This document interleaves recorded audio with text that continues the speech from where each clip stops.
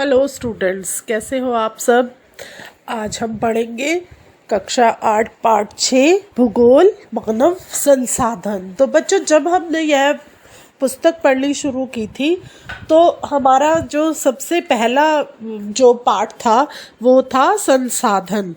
तो संसाधन क्या थे, फिर मनुष्यों के लिए वो संसाधन की मनुष्यों को संसाधन की आवश्यकता क्यों पड़ी, मनुष्य ने किस तरह से उनको इस्तेमाल करना शुरू किया, और जो हमारे को प्रकृति से संसाधन मिले, और उसके बाद क्या कहते हैं जो है मनुष्य ने कितनी प्रकार के संसाधनों का जो हमें प्रकृति से मिले थे उनको कैसे इस्तेमाल किया, और उसके बाद जो मानव फिर मनुष्य धीरे धीरे जब मनुष्यों ने विकास करना शुरू किया तो फिर जो है मानव निर्मित संसाधन हमारे सामने आए।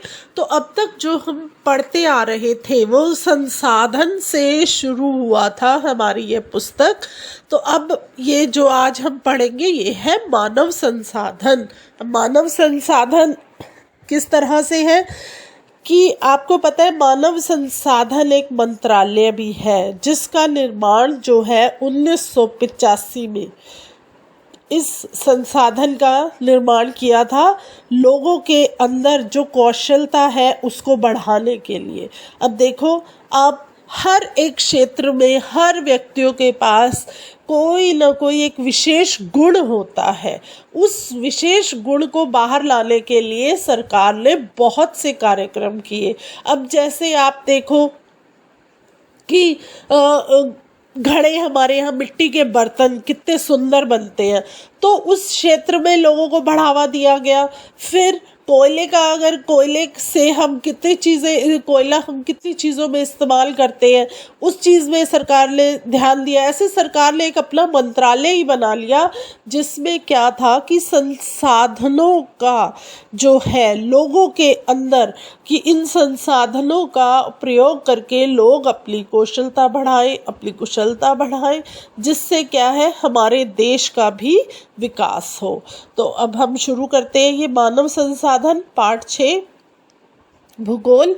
लोग ही एक राष्ट्र के सबसे बड़े संसाधन होते हैं। तो देखो, जो भी लोग हैं वो सबसे बड़े संसाधन है। कैसे? प्रकृति की देन केवल उस समय महत्वपूर्ण होती है जब वह लोगों के लिए उपयोग होती है। लोग अपनी आवश्यकताओं और योग्यताओं से उसे संसाधन में परिवर्तित कर देते हैं। इस प्रकार मानव संसाधन ही अंतिम संसाधन है। स्वस्थ, शिक्षित और अभिप्रेरित लोग अपनी आवश्यकताओं के अनुरूप संसाधनों का विकास करते हैं। तो बच्चों देखो, प्रकृति से हमें बहुत सी चीज़ें मिली, तो जो आपको प्रकृति चीज़ें दे रही है उनका आप अगर सदुपयोग करोगे तो वो आपके लिए कितना लाभपूर्ण है। और अगर हम उन्हीं चीज़ों को अच्छे से इस्तेमाल नहीं करेंगे, बर्बाद करेंगे, तो इसमें किसका नुकसान है? हमारा नुकसान है। अब जैसे एक पेड़ है, पेड़ों से आप ऑक्सीजन लेते हैं, पेड़ों से हमें फल मिलते हैं, फूल मिलते हैं जो हमारे लिए बहुत लाभदायक है। ऑक्सीजन के बिना तो मनुष्य जीवित नहीं रह सकता। दूसरी बात, आप इतने अच्छे फल खाते हैं वो आपके लिए, और कितनी वनस्पतियाँ और कितने हम ऐसी जो दवाइयाँ बना रहे हैं आज के समय में वनस्पति से, तो वो हमारे लिए कितनी आवश्यक है। तो इस तरह से अब आपने देखा कि प्रकृति से जो हमें चीज़ें मिल रही हैं वो हमारे लिए कितनी अच्छी है। और जैसे शिक्षा हो गई, इन सब चीज़ों की आवश्यकता जो है मनुष्य ने अपने विकास के लिए इस्तेमाल की। आगे देखो, अन्य संसाधनों की भांति मानव संसाधन विश्व में समान रूप से वितरित नहीं है। अपने शैक्षिक स्तर, आयु और लिंग में वे एक दूसरे से भिन्न हैं। उनकी संख्या और लक्षण भी बदलते रहते हैं। अब देखो, मानव संसाधन क्या है? उसमें जो है हर व्यक्ति दूसरे व्यक्ति से भिन्न होता है। जैसे लड़कों में अलग तरह का वो होता है और लड़कियों में अलग तरह का, और जैसे जैसे आपकी उम्र बढ़ती रहती है वैसे वैसे आपका शरीर विकास करता रहता है। हर मानव शरीर का विकास धीरे धीरे होता रहता है। जब बच्चा पैदा होता है और बड़े होने तक जिस तरह से विकास होता है तो उसमें बहुत से गुणों में उसके परिवर्तन आता है, उसके जो लक्षण हैं वो अलग अलग तरीके के हो जाते हैं। और हमारे यहाँ पर आप देखोगे आपकी क्लास में कितने एक टीचर एक होता है, वो कभी तो या तो पुरुष टीचर आएगा या स्त्री टीचर आती है, ठीक है। और दूसरा, लड़के अगर एक कक्षा में 40 बच्चे हैं तो हो सकता है कि लड़कों की संख्या आपकी कक्षा में जैसे 40 बच्चे हैं तो उसमें से 25 जो है वो लड़के हों, और लड़कियों की संख्या फिर कितनी हो जाएगी? 15। तो इस तरह से जो है संख्याएं भी अलग अलग हो जाती है। अब आप ये एक मानचित्र देख रहे हो, इस चित्र में आप क्या देखोगे? इस चित्र में हम देखेंगे कि एक चित्र है, उसमें एक अध्यापिका है और बाकी कुछ बच्चे हैं वो आपको दिखाई दे रहे हैं। जैसे एक लड़की ने बोला कि मेरे विद्यालय में 500 बच्चे हैं, और एक लड़के ने जिसने जो यूनिफॉर्म में नहीं है पीले रंग के कपड़ों में, वो कह रहे हैं मेरे गांव में 1000 लोग हैं। अब जो स्त्री महिला है वो बोल रही है आपके विचार से विश्व में कितने लोग हैं, वो ये कह रही है। उसके बाद एक और जो बच्चा है यूनिफॉर्म में वो कह रहा है मेरी कक्षा में 30 बच्चे हैं। फिर देखो नीचे वो महिला कहती है 1 अरब में कितने शून्य होते हैं, इस संख्या को आप कैसे लिखोगे? तो एक बच्चे ने क्या जवाब दिया? विश्व में लगभग 6.6 अरब लोग हैं। तो देखो अब आपने देखा कि हमारे पूरे विश्व में कितने लोग हो गए। अब आप एक और चीज़ यहाँ पर आपके कॉलम में दी हुई है, क्या आप जानते हैं प्रधानमंत्री कौशल विकास योजना PKBY को 2015 में 1 करोड़ भारतीय युवाओं को 2016 से 2020 तक प्रशिक्षित करने के उद्देश्य से शुरू किया गया था। इस योजना का उद्देश्य संभावना और मौजूदा रोजगार अर्जक को गुणवत्ता परीक्षण प्रदान करके रोजगार योग्य कौशल की योग्यता को प्रोत्साहित करना है। अब देखो आप कि प्रधानमंत्री ने भी कौशल विकास योजना 2015 में जो भारतीय युवाओं के लिए थी, 1 करोड़ भारतीय युवा को क्या था 2016 से 2020 तक पूरी शिक्षा देना कि आपको कौन कौन से रोजगार के क्षेत्र हैं उनको बढ़ाना है, अपनी आय को बढ़ाना है। तो हमारे यहाँ पर समय समय पर हर देश में सरकार नई नई योजनाएं लाती रहती है, किस लिए कि वो एक तो मनुष्य का विकास हो और उसके साथ साथ देश का विकास हो। अब आप आगे देखें जनसंख्या का वितरण। जनसंख्या का वितरण किस तरह से होता है? अब आप एक ये चित्र भी देख रहे हैं, इस चित्र को देखें।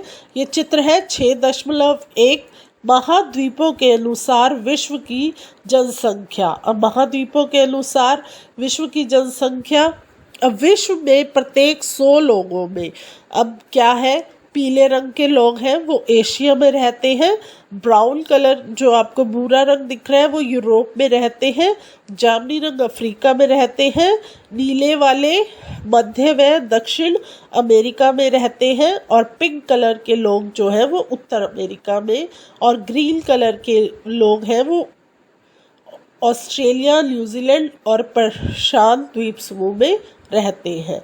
तो अब आप यह देख रहे हो तो आपको क्या लगेगा कि कौन से क्षेत्र में लोगों की संख्या ज़्यादा है? तो हम अब पढ़ते हैं इसमें, भूपृष्ठ पर जिस प्रकार लोग फैले हैं उसे जनसंख्या वितरण का प्रतिरूप कहते हैं। विश्व की जनसंख्या का 90% से अधिक भाग भूपृष्ठ के लगभग 30% भाग पर निवास करता है। विश्व में जनसंख्या का वितरण अत्यंत असमान है। कुछ क्षेत्र बहुत घने बसे हैं और कुछ विरल बसे क्षेत्र हैं। अब आप देख सकते हैं कि किस तरह से इस भूपृष्ठ पर लोग हमारे फैले हुए हैं। जो विश्व की जनसंख्या का कितना प्रतिशत भाग, जो वो कह रहे हैं कि लोग निवास करते हैं, जनसंख्या का 90% से भी अधिक भाग और 30% जो भाग है वो निवास करता है। और विश्व में जो है सब जगह की जनसंख्या जो है वो अलग अलग है। हर एक क्षेत्र में हर एक देश में जनसंख्या एक समान नहीं है। अब आप भी देखोगे कि हमारे भारत देश की जनसंख्या कितनी है, ऐसे ऑस्ट्रेलिया की जनसंख्या कितनी है, न्यूजीलैंड की कितनी है, ऐसे हर एक देश की जो है जनसंख्या अलग अलग है। अब आगे देखते हैं। दक्षिण और दक्षिण पूर्वी एशिया, यूरोप और उत्तर पूर्वी उत्तर अमेरिका घने बसे क्षेत्र हैं। उच्च आकांक्षीय क्षेत्रों, उष्णकटिबंधीय मरुस्थलों, उच्च पर्वतों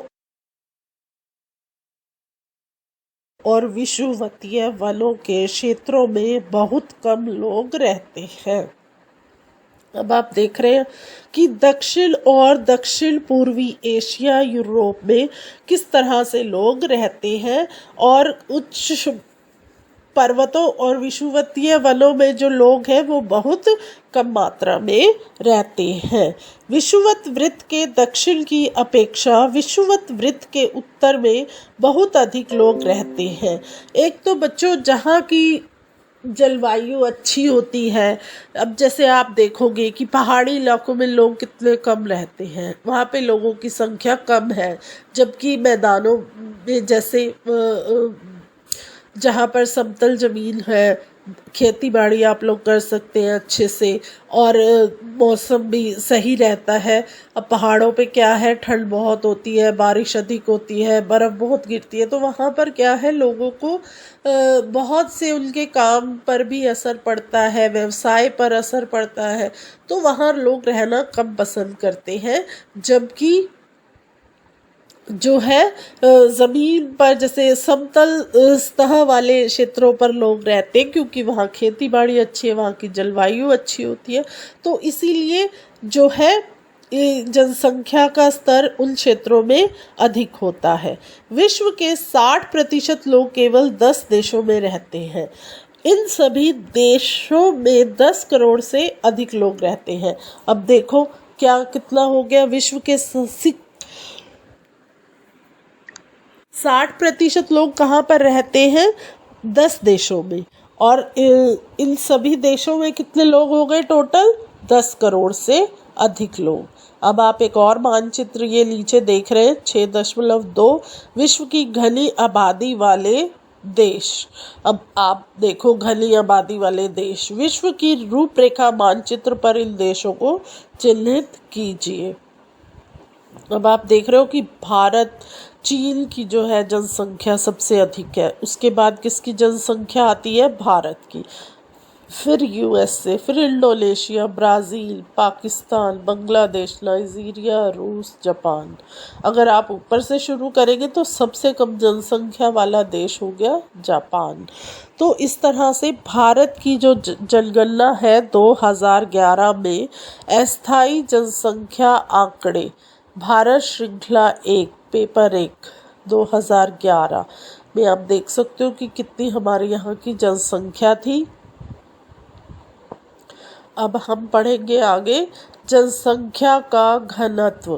पृथ्वी पृष्ठ के एक इकाई क्षेत्र में रहने वाले लोगों की संख्या को जनसंख्या का घनत्व कहते हैं।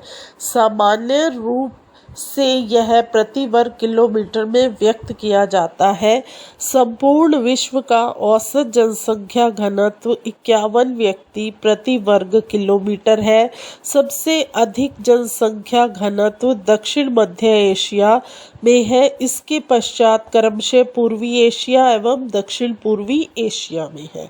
तो भारत की जो हमारी जनसंख्या का औसत घनत्व है वो 382 व्यक्ति प्रति वर्ग किलोमीटर है। मतलब 382 जो लोग हैं वो 1 किलोमीटर दायरे के अंदर रहते हैं। तो समझ में आ गया आपको ये घनत्व क्या है। और अब आप दो बच्चों को देख रहे हो बात करते हुए। इनको देखो, जब कक्षा के पूरे 30 विद्यार्थी उपस्थित होते हैं तब कक्षा बहुत भरी हुई दिखती है, लेकिन जब यही विद्यार्थी स्कूल की सभा भवन में बैठते हैं तब वह कक्षा खुला और खाली दिखाई पड़ता है। क्यों? अब देखो कि जब आप भी अगर जब सुबह की प्रेयर के लिए जाते हो प्ले ग्राउंड में, तो क्या होता है कि आपके जितने भी स्कूल के कमरे हैं सब खाली होते हैं, क्योंकि सभी बच्चे वहाँ जाकर बैठे होते हैं। और जब बच्चे सभी क्लास में बैठे होते हैं तो क्या होता है, कक्षा किस तरह से भरी हुई दिखाई देती है। अब दूसरी तरफ बच्चा क्या कहता है, क्योंकि सभा भवन का आकार या क्षेत्र कक्षा से बड़ा होता है, लेकिन जब स्कूल के सभी विद्यार्थी सभा भवन में आ जाते हैं तब सभा भवन भी भरा हुआ दिखने लगता है। तो देखो बच्चों, जितना आपके पास खाली जगह है तो वो देखने में आपको बहुत बड़ी लगेगी। जब वहाँ पर सभी लोग बैठ जाएंगे तो वो जगह भरी हुई और आपको शायद वो जगह फिर कम भी लगे। ऐसे ही अगर आप देखो, आपके घर में एक कमरा है तो उस कमरे में आप 6 लोग हैं। जब आप 6 लोग उस कमरे में होते हो तो वो कमरा आपको भरा भरा लगता है। अब जब उसी कमरे में आप 1 या 2 व्यक्ति होते हो तो वो कमरा आपको कैसा लगता है, खाली खाली लगता है। अब हम आगे देखेंगे जनसंख्या वितरण को प्रभावित करने वाले कारक कौन कौन से हैं। पहला है भौगोलिक कारक। भौगोलिक कारक में है स्थलाकृति। लोग सदैव पर्वतों और पठारों की तुलना में मैदानी भागों में रहना पसंद करते हैं, क्योंकि ये क्षेत्र खेती, विनिर्माण और सेवा क्रियाओं के लिए उपयुक्त होते हैं। गंगा के मैदान विश्व के सबसे अधिक घने बसे क्षेत्र हैं, जबकि एंडीज, आल्प्स और हिमालय जैसे पर्वत विरल बसे हुए हैं। तो बच्चों, ये जो स्थलाकृति अभी आपको बताया था कि जो हमारा मैदानी भाग होता है वहाँ पर लोग रहना पसंद करते हैं, क्योंकि मैदानी भागों में सभी तरह की सुख सुविधाएं होती हैं, जलवायु अच्छी होती है और खेती के लिए ज़मीन अच्छी होती है। और जबकि पर्वतों और पठारों पर रहना जो है बहुत ही कठिन होता है और इसलिए वहाँ पर जो है वो कम लोग रहते हैं। अब आप आगे देखो, जलवायु। लोग सामान्य रूप से चरम जलवायु जो अत्यधिक गर्म अथवा अत्यधिक ठंडी जैसे सहारा मरुस्थल, रूस के ध्रुवीय प्रदेश, कनाडा और एंटार्क्टिका में रहने से बचते हैं।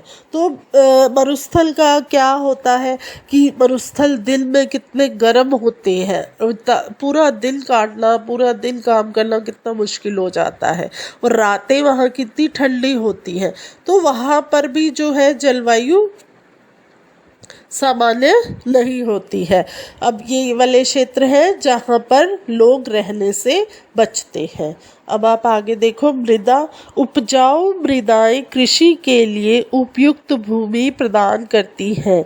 अब देखो, उपजाऊ जहाँ पर मिट्टी होगी और जहाँ पर कृषि अच्छी होगी वहाँ पर अब जब देखो आप कृषि अच्छी होती, कृषि का संबंध कितने चीज़ों से होता है। कृषि का संबंध, आपको अनाज अच्छा मिलेगा, आप खाना अच्छा खाओगे और अच्छी मेहनत करोगे, अच्छी हर क्षेत्र में आपको सफलता मिलेगी। और यही अगर अनाज महंगा होता है तो हमारी सारी जो है घर की व्यवस्था पर कितना असर पड़ता है। कि आप राशन इतना महंगा लाओगे तो आप बाकी की चीज़ों पर क्या ध्यान दे पाओगे।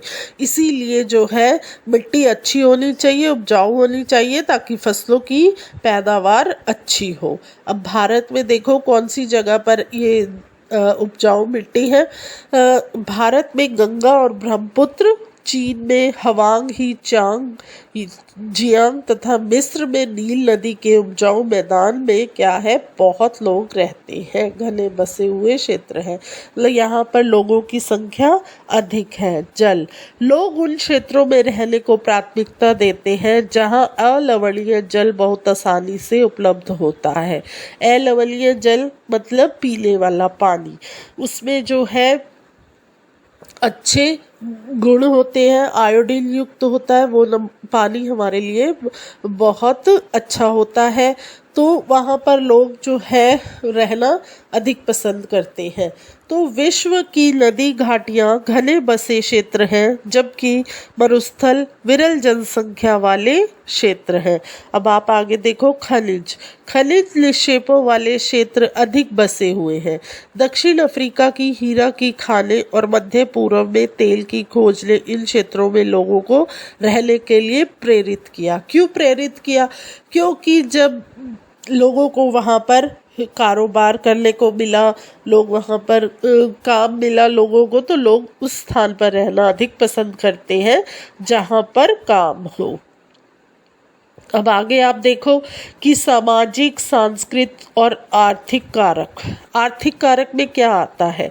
आर्थिक कारक है औद्योगिक क्षेत्र रोजगार के अवसर प्रदान करते हैं। लोग बड़ी संख्या में इन क्षेत्रों की ओर आकर्षित होते हैं। जापान में ओसाका और भारत में मुंबई दो घने बसे क्षेत्र हैं।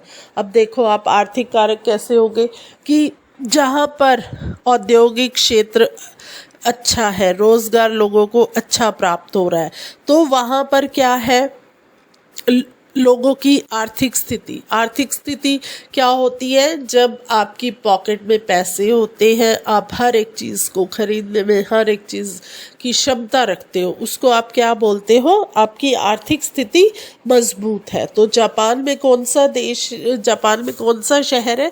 जापान में है ओसाका और भारत में मुंबई, जो दो ऐसे क्षेत्र हैं जहाँ पर लोगों की संख्या अधिक है, लोगों की जो आर्थिक स्थिति है वो बहुत मजबूत है। सांस्कृतिक कारक, अब सांस्कृतिक कारक कैसे हैं? धर्म और सांस्कृतिक महत्ता वाले स्थान लोगों को आकर्षित करते हैं। कैसे कि लोग, अब जैसे आपके यहाँ पर कितने धार्मिक क्षेत्र हैं जहाँ पर आप जाते हो यात्रा करने के लिए, तो अब जब आप वहाँ पर यात्रा करने गए, भगवान के दर्शन करने गए, तो आपको रहने के लिए वहाँ पर धर्मशाला भी चाहिए, होटल भी चाहिए, खाना खाने के लिए आपको जो है ढाबा भी चाहिए, होटल भी चाहिए। तो इसलिए वो स्थान भी लोगों के लिए महत्वपूर्ण हो जाते हैं कि वहाँ पर कारोबार अच्छा होता है। तो इसीलिए लोग जो है धर्म और संस्कृति वाले क्षेत्र में भी रहना बहुत पसंद करते हैं। हमारे यहाँ पर जैसे वाराणसी, यरूशलेम और वेटिकन सिटी इसके क्या हैं, उदाहरण हैं। अब आप आगे देखो सामाजिक कारक कैसे हैं? अच्छे आवास, शिक्षा और स्वास्थ्य सुविधाओं के क्षेत्र, जहाँ पर रहने के लिए अच्छे घर हो और शिक्षा बच्चों को पूरी मिले, स्कूल अच्छे हो, कॉलेज हो, और इसके साथ साथ अस्पताल अच्छे बने हुए, तो वहाँ पर भी लोग रहना जो है पसंद करते हैं। तो उदाहरण के लिए हमारे भारत में यह स्थान है पुणे। अब आप आगे देखो जनसंख्या परिवर्तन से तात्पर्य एक निश्चित अवधि के दौरान लोगों की संख्या में परिवर्तन से है। अब जनसंख्या परिवर्तन से क्या तात्पर्य मिलता है कि एक निश्चित अवधि के दौरान लोगों की संख्या में कितना परिवर्तन होता है। विश्व की जो जनसंख्या है वो कभी भी स्थिर नहीं रही है, यह कई गुना बढ़ गई है। जैसे चित्र 6.3 में दिखाया गया है। क्यों? ऐसा वास्तव में जन्म और मृत्यु की संख्या में परिवर्तन के कारण होता है। अब ऐसा तो नहीं है कि लोग पैदा होते रहते हैं और मरते नहीं हैं। अगर ऐसा हो तो हमारे यहाँ पर पैर रखने की जगह ना हो। इसीलिए क्या है कि जनसंख्या में जो है परिवर्तन होता रहता है।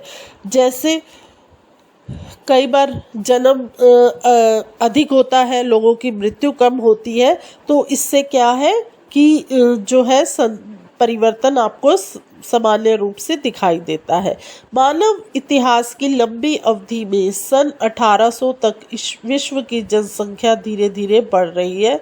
बड़ी संख्या में बच्चे जन्म लेते थे, लेकिन शीघ्र ही उनकी मृत्यु भी हो जाती थी।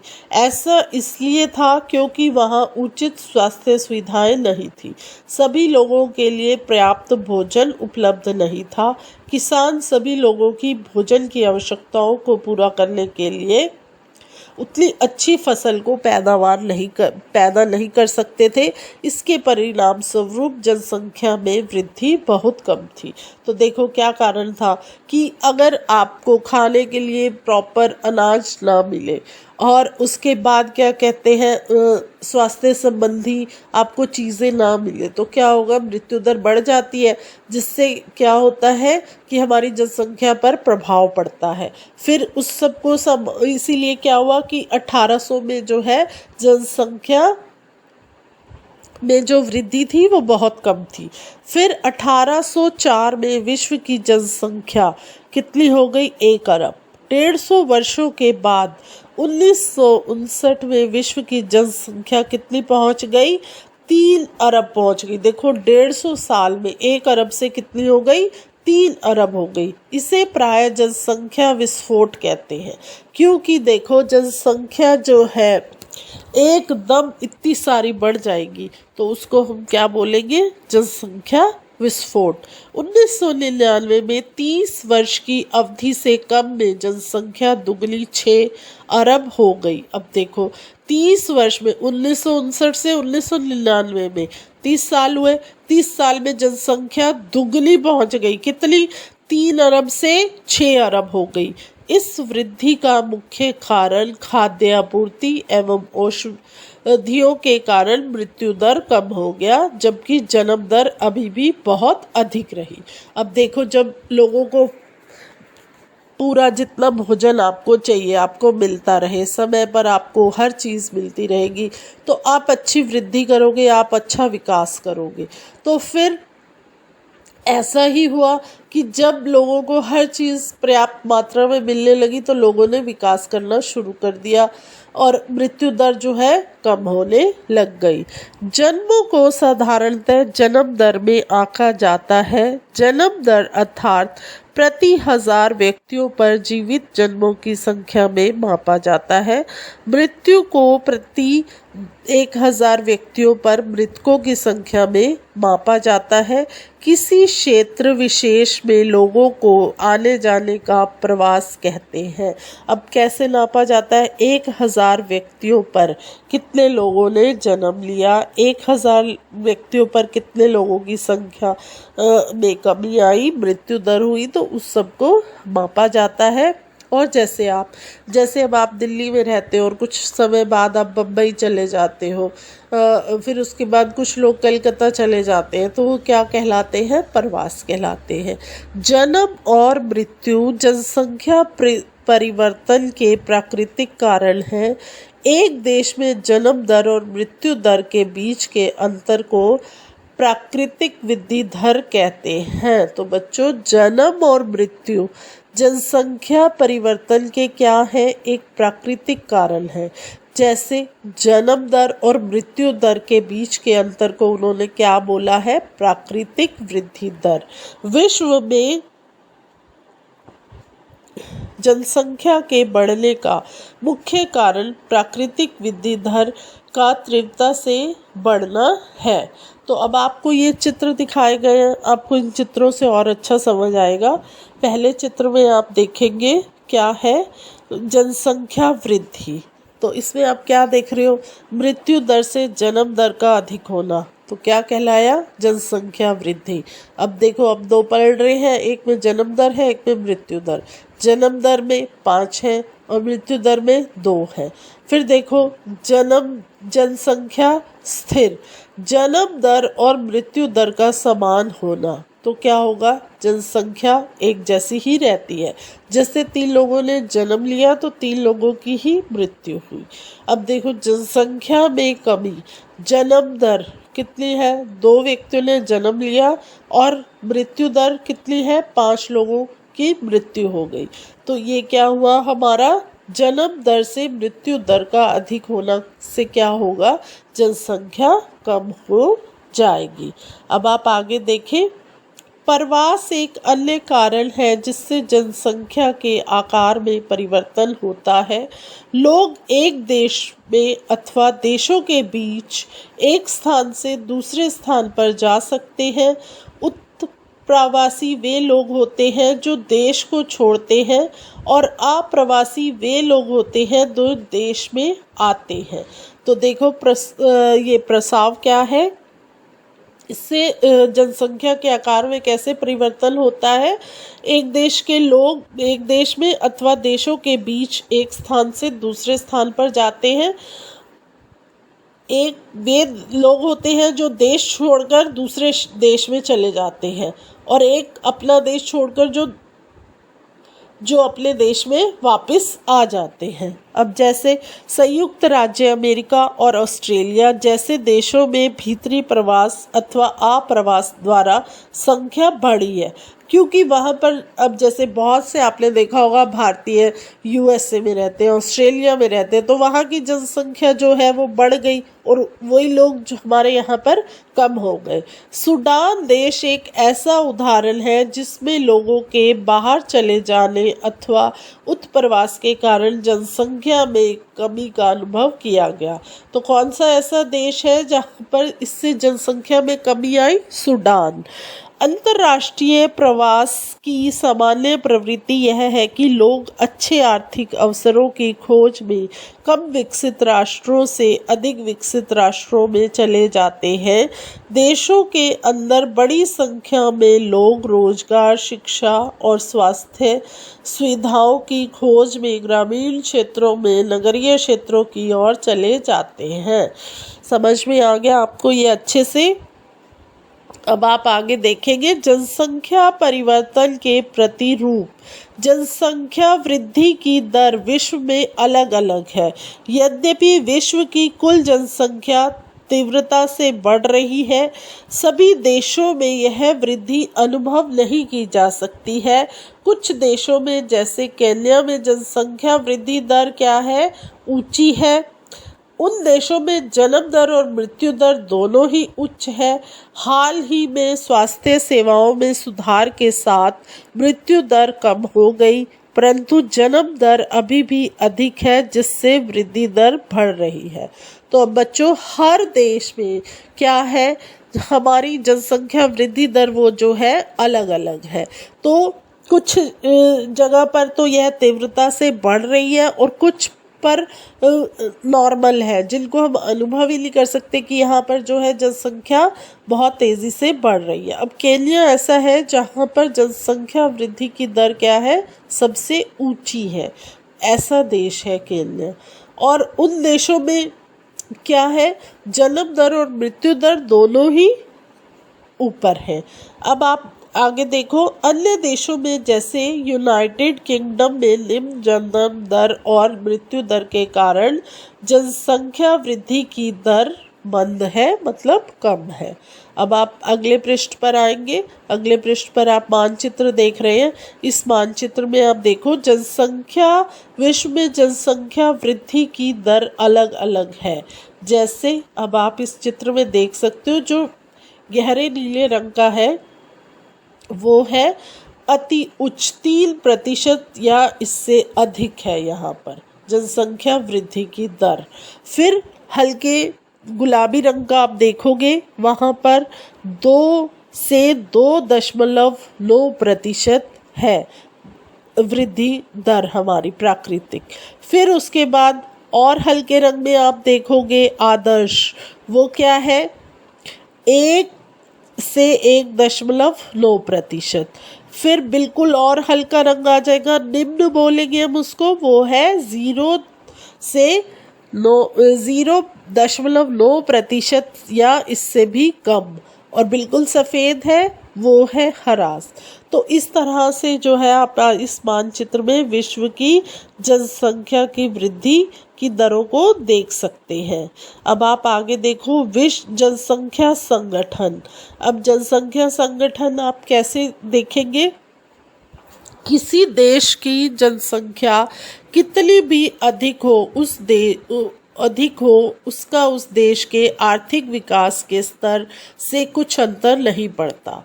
उदाहरण के लिए बांग्लादेश और जापान में बहुत ऐसे घने बसे देश हैं, लेकिन जापान और बांग्लादेश से आर्थिक रूप से अधिक विकसित है। अब जैसे दोनों ही जगह पर जो है जनसंख्या एक सी है, लेकिन क्या है कि जापान की जो आर्थिक स्थिति है वो बहुत मजबूत है, इसीलिए उसको कोई फ़र्क नहीं पड़ता कि वहाँ की जनसंख्या कितनी अधिक है या कितनी कम है। एक संसाधन के रूप में लोगों को भूमिका को समझाने के लिए हमें क्या करना पड़ता है, हमें उसके गुण को जानना पड़ता है। अब जैसे मैं आपको कोई प्रोजेक्ट देती हूँ कि आपको एक ऐसे फाइल बनानी है और आपको बता दूं कि उसमें फाइल में आपने एक खाद्य पदार्थ है, जैसे कोई बिस्किट है, इसके ऊपर आपने पूरा एक अपना प्रोजेक्ट बनाकर लाना है। तो आप क्या करोगे, आप इस बिस्किट से खाने के लाभ, ये बिस्किट कैसे बनाया जाता है, उसकी हानियाँ, ये सब आप उसमें लिख कर लाओगे। ठीक है, ऐसे ही क्या होता है कि एक संसाधन को लोगों की भूमिका समझाने में हमें क्या करना पड़ता है, उसके गुणों को जानना पड़ता है। अब जैसे लोग अपनी आयु, लिंग, साक्षरता स्तर, स्वास्थ्य दशाओं, व्यवसाय और आय के स्तर पर एक दूसरे से भिन्न होते हैं। लोगों की इन विशेषताओं के बारे में जानना आवश्यक है। जनसंख्या संगठन जनसंख्या की संरचना को दर्शाता है। अब आप यह एक चित्र देखें। प्रत्येक व्यक्ति समाज के लिए एक संभव संसाधन है। मानव संसाधन के रूप में आपका योगदान क्या होगा। अब पहले नंबर पर एक महिला है, मैं अपने पोते पोतियों को कहानी सुनाती हूँ। दूसरे पर क्या है, मैं एक सिंगर है, मैं विवाह समारोह में गाता हूँ। तीसरे नंबर पर डॉक्टर है, मैं कैंसर उपचार की औषधियों के लिए शोध कर रही हूँ। फिर है आप देखेंगे, फिर एक व्यक्ति है जो इंजीनियर है, वो क्या कहता है, मैं सेतु बनाता हूँ। फिर एक महिला है, वो कहती है मैं घर की देखभाल करती हूँ। और फिर एक किसान है। तो सबके गुण क्या है, अलग अलग हैं। तो सभी अपने क्षेत्र में अच्छे से कार्य करेंगे तो हमारे क्षेत्र का विकास कितना अच्छा होगा।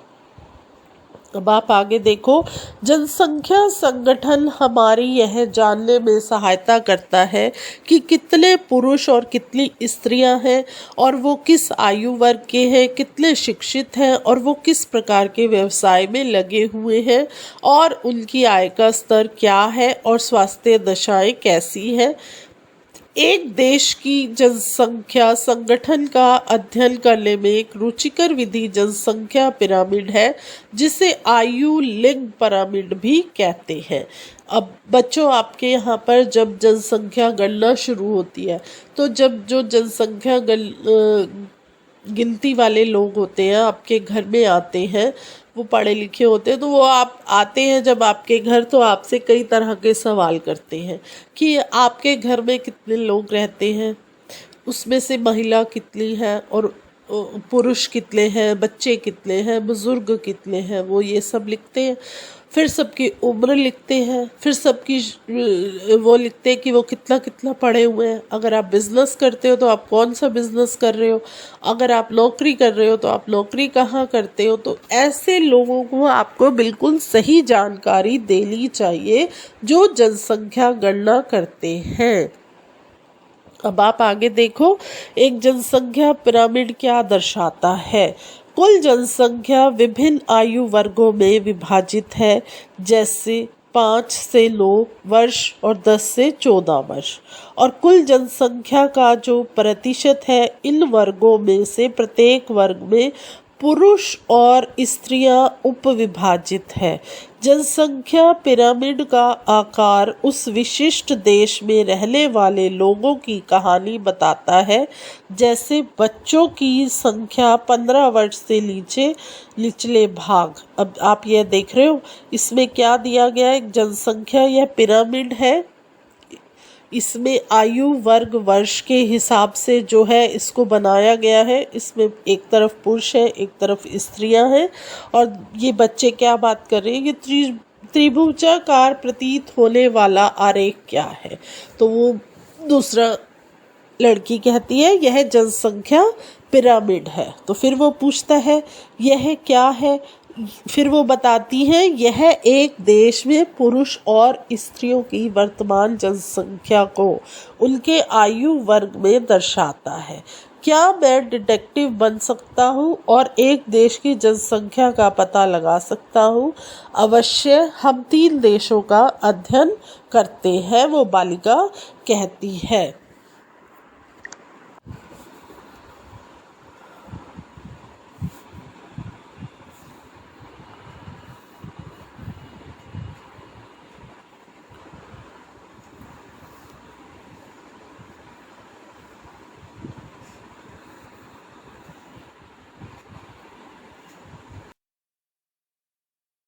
अब हम अगले पृष्ठ पर देखेंगे कि ऊपर का आकार वृद्ध लोगों 65 से अधिक की संख्या को दर्शाता है और मृतकों की संख्या को दर्शाता है। तो जनसंख्या पिरामिड एक देश में आश्रित लोगों की संख्या भी बताता है। युवा आश्रित लोग 15 वर्ष से कम आयु के और वृद्ध आश्रित लोग 65 वर्ष से अधिक आयु के।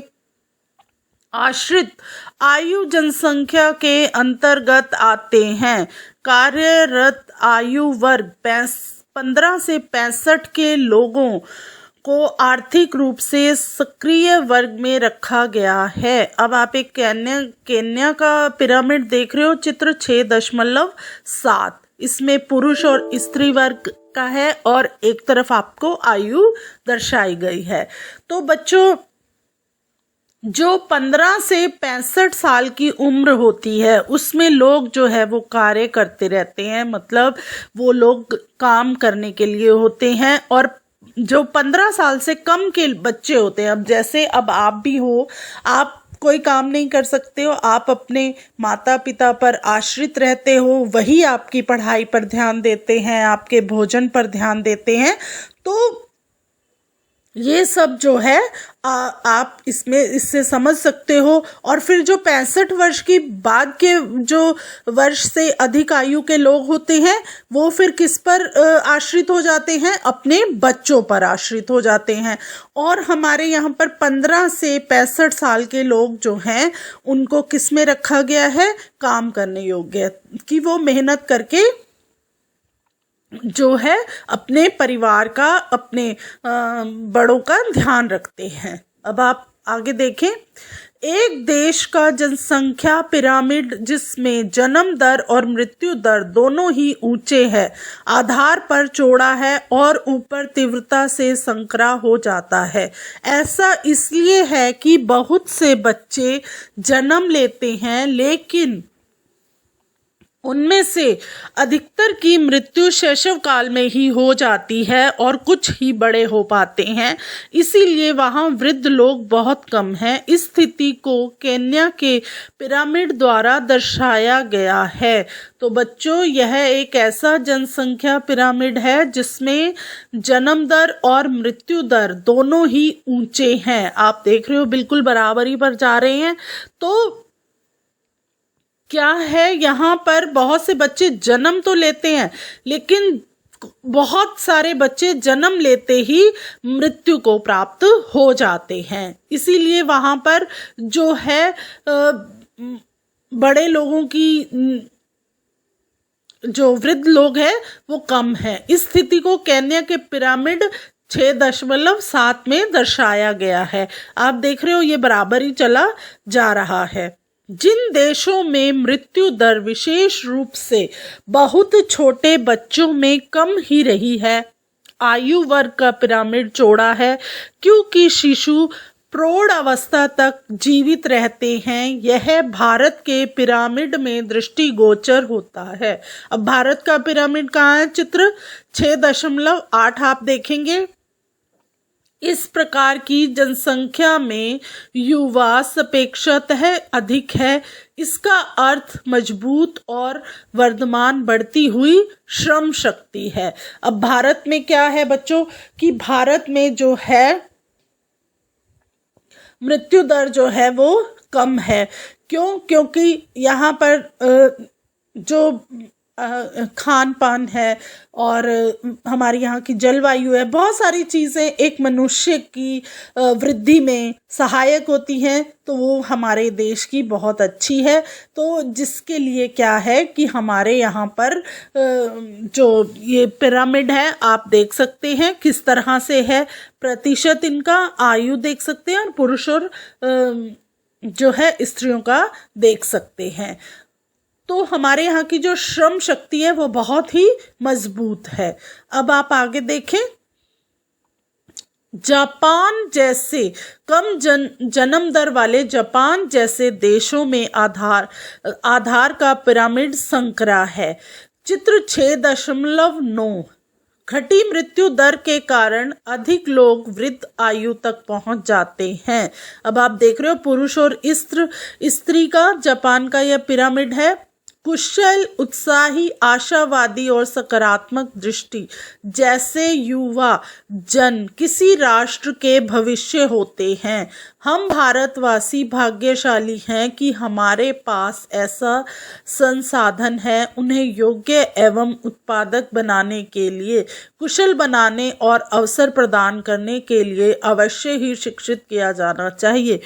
तो आपने जैसे हमने ये पाठ जब पढ़ा था, शुरू किया था, तो मैंने बताया था कि हमारे यहाँ की जो सरकार है वो किस तरह से हम लोगों के लिए समय समय पर नए वो लाते रहते हैं कि हमें इस क्षेत्र में कार्य करना है। हमारे यहाँ पर मानव संसाधन मंत्रालय भी बना है। तो जहाँ की सरकार अच्छी होती है वहाँ का विकास भी अच्छा होता है। किसानों को समय समय पर नए नए तरीके बताए जाते हैं अच्छी उपज के लिए, और जो व्यवसाय हैं उनको हर क्षेत्र में व्यवसाय हर तरह का अलग अलग है। तो इस तरह से जो है हमारा जो भारत देश है वो एक भाग्यशाली है कि हमारे पास ऐसे बहुत से संसाधन वो उपलब्ध हैं। तो बच्चों यह हमारा पाठ था। अब हम इस पाठ का प्रश्न अभ्यास करेंगे। अब हम प्रश्न अभ्यास शुरू करते हैं। पहला प्रश्न है हमारा, प्रश्नों के उत्तर दीजिए। उसमें पहला प्रश्न है, लोगों को एक संसाधन क्यों समझा जाता है? अब आप इसका उत्तर लिखेंगे, लोग ही एक राष्ट्र के सबसे महत्वपूर्ण संसाधन होते हैं। प्रकृति की देन केवल उस समय महत्वपूर्ण होती है जब वह लोगों के लिए उपयोगी सिद्ध होती है। लोग अपनी ज़रूरतों एवं योग्यताओं से उसे संसाधन में तब्दील कर देते हैं। इस प्रकार मानव संसाधन ही अंतिम संसाधन है। स्वस्थ, शिक्षित एवं अभिप्रेरित लोग ही अपनी ज़रूरतों के अनुसार संसाधनों का विकास करते हैं। अब आप दूसरा प्रश्न देखेंगे, विश्व में जनसंख्या के असमान वितरण के कारण। तो अब आप इसका उत्तर लिखेंगे, मानव संसाधन विश्व में समान रूप से वितरित नहीं है। विश्व की जनसंख्या का 90% से अधिक भाग भूपृष्ठ के केवल 10% भाग पर निवास करता है और शेष 90% भाग पर विश्व की कुल जनसंख्या का केवल 10% भाग ही निवास करता है। विश्व में जनसंख्या के असमान वितरण के निम्नलिखित कारण है। एक, भौगोलिक भौगोलिक में है स्थलाकृति। लोग हमेशा पर्वतों और पठारों की अपेक्षा मैदानी भागों में रहना पसंद करते हैं क्योंकि ये क्षेत्र कृषि, विनिर्माण एवं सेवा क्रियाओं के लिए लाभदायक होते हैं।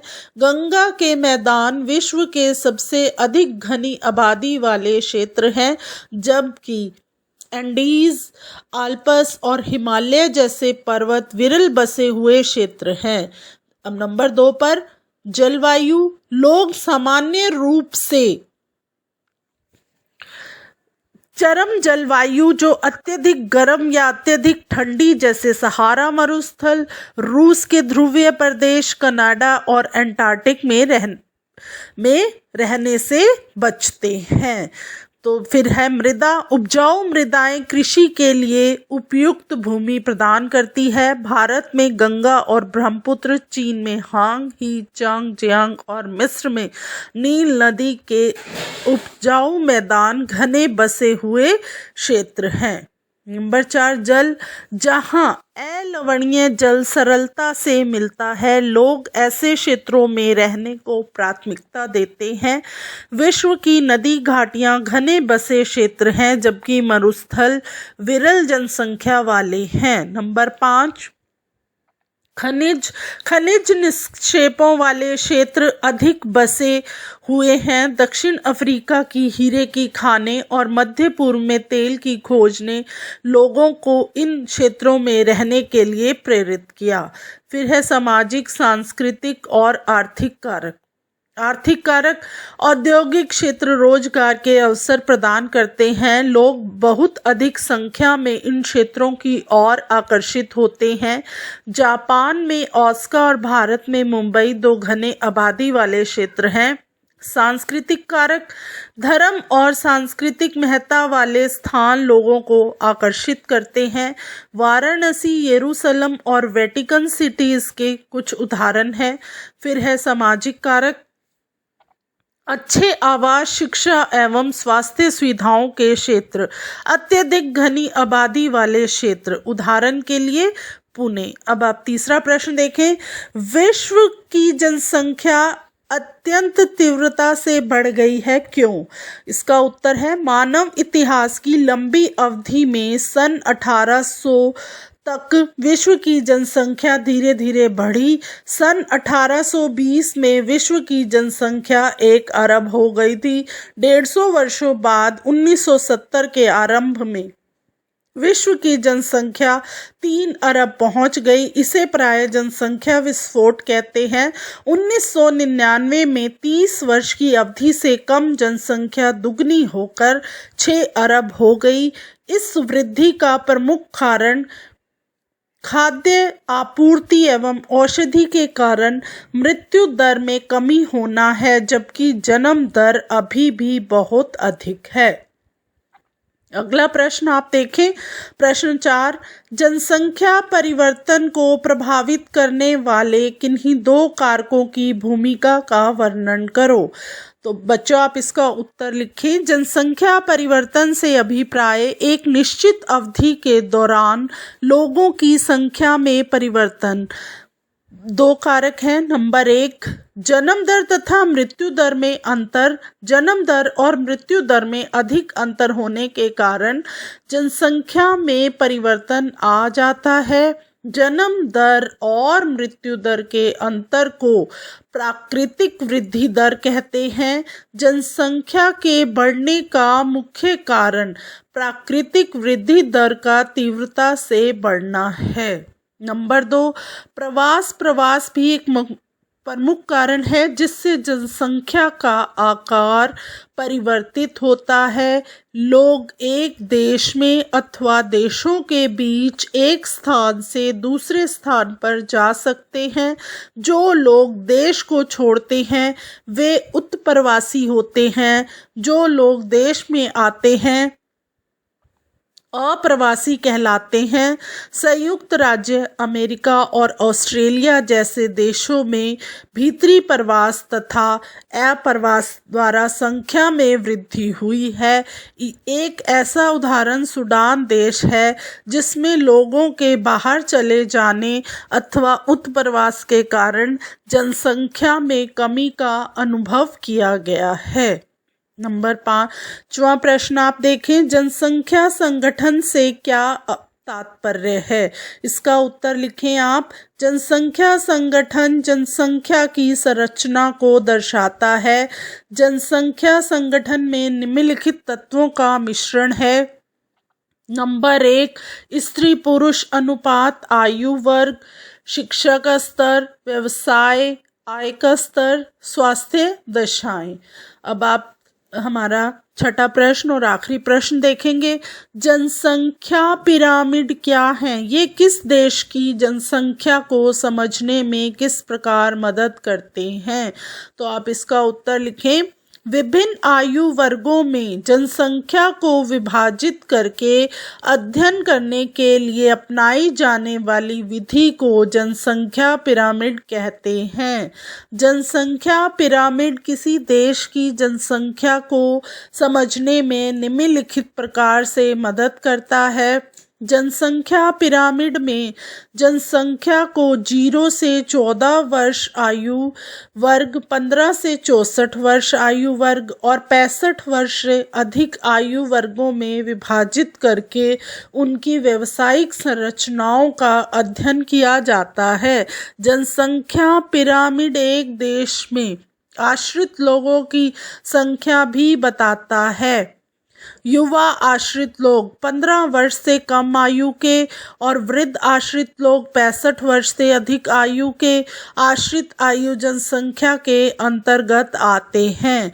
कार्यरत आयु वर्ग 15 से 65 के लोगों को आर्थिक रूप से सक्रिय वर्ग में रखा गया है। जनसंख्या वितरण शब्द से क्या तात्पर्य है? किसी विशिष्ट क्षेत्र में, आपको ये सही बताना है इसमें से। जनसंख्या वितरण शब्द से क्या तात्पर्य है? अब ये ऑप्शन दिए गए हैं, आपको इनमें से एक सही बताना है। किसी विशिष्ट क्षेत्र में समय के साथ जनसंख्या में किस प्रकार परिवर्तन होता है। नंबर 2, किसी विशिष्ट क्षेत्र में जन्म लेने वाले लोगों की संख्या के संदर्भ में मृत्यु प्राप्त करने वाले लोगों की संख्या। नंबर 3, किसी दिए हुए क्षेत्र में लोग किस रूप में वितरित है। तो इसका उत्तर है किसी दिए हुए क्षेत्र में लोग किस रूप में वितरित हैं। अब आप अगला देखेंगे, वे 3 मुख्य कारक कौन से हैं जिनसे जनसंख्या में परिवर्तन होता है। नंबर 1, जन्म मृत्यु और विवाह। नंबर 2, जन्म मृत्यु और प्रवास। नंबर 3, जन्म मृत्यु और जीवन प्रत्याशा। तो इसका उत्तर है जन्म मृत्यु और प्रवास। तीसरा है हमारा 1999 में विश्व की जनसंख्या हो गई 1 अरब, 3 अरब, 6 अरब। तो इसका उत्तर है 6 अरब। फिर अगला वो देखें आप, जनसंख्या पिरामिड क्या है। जनसंख्या का आयु लिंग संगठन का आलेखनीय निरूपण। जब किसी क्षेत्र का जनघनत्व इतना बढ़ जाता है कि लोग ऊंची इमारतों में रहते हैं। बड़े नगरीय क्षेत्रों में जनसंख्या वितरण का प्रतिरूप। तो इसका उत्तर है जनसंख्या का आयु लिंग संगठन का आलेखनीय निरूपण।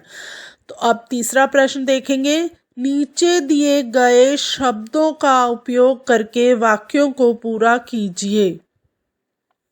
तो आपने यह शब्द प्रयोग करने हैं। कौन से शब्द हैं? विरल, अनुकूल, प्रति, कृत्रिम, उर्वर, प्राकृतिक, चरम, घना।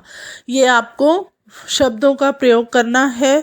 जब लोग किसी क्षेत्र की ओर आकर्षित होते हैं तब यह घना बसा हुआ बन जाता है।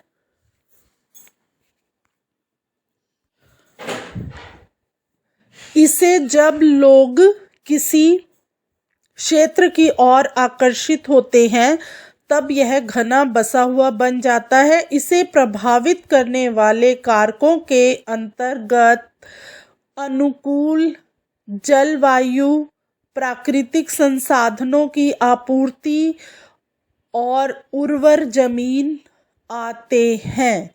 तो अब ये आपका हो गया। अब आप अगला प्रश्न है वो बच्चे स्वयं करेंगे। तो यह इससे हमारा यहाँ पर यह पाठ हमारा समाप्त होता है। आशा करते हैं आपको यह अच्छे से समझ में आया होगा। आप सभी बच्चों का बहुत बहुत धन्यवाद।